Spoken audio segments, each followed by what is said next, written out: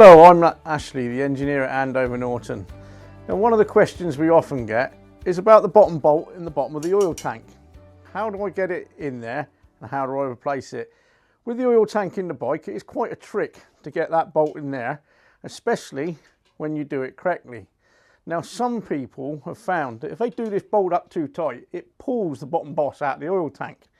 That should never happen because there is actually a method of putting this together in accordance with the build book and the parts book, where you will never be able to pull that boss out the bottom of the oil tank.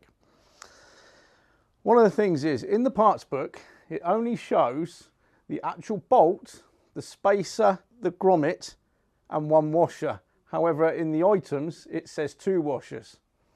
Also, in the parts book, the build book for the bike, there is also 2 washers for mounting that bottom screw. There is a correct way that it goes.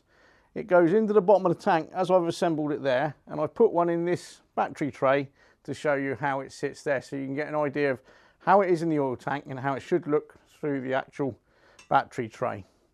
We'll get some close-ups of that so you can actually see what it is like in both positions and how it should be. What it effectively does is just pin this to the battery tray. It doesn't pull the battery tray and the tank together. All it does is just effectively act like a locating pin in the battery tray. If you assemble it how I've got it here, you won't put any strain on the bottom of the oil tank. Thanks very much for watching the video. I've had plenty of feedback recently and it's all been welcome.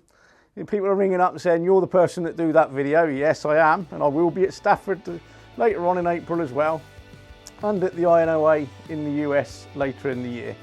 Got any other questions, please feel free to get in touch with myself and Simon at Andover Norton, where we can answer any other questions you may have. Thank you very much.